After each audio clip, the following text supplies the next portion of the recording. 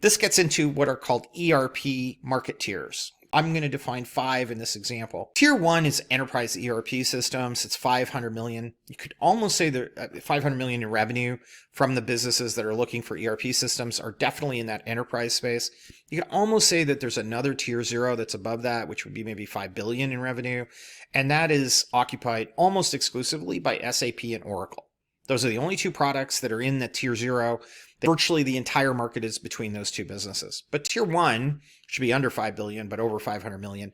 That market is occupied by many products, including some on the list, particularly Dynamics 365, finance and supply chain.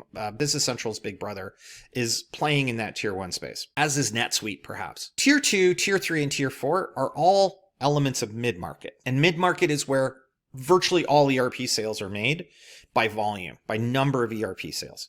And then the small office, tier 5, is really not at the point where they are using an ERP yet.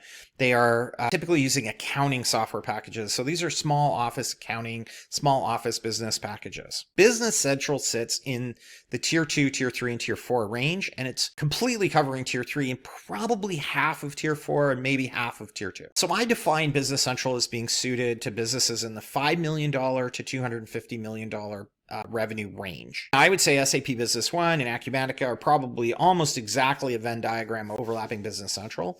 Sage Intacct is probably a bit on the smaller side. It's pushing down into the tier 4 more than it's pushing up into the tier 2. And NetSuite is the reverse. It's probably pushing past tier 2 into tier 1 a little bit, and maybe not all the way down to certainly not to the bottom of tier 3. I don't think a $10 or $20 million company should be looking at NetSuite based on what I've heard about it. Into the tier 1.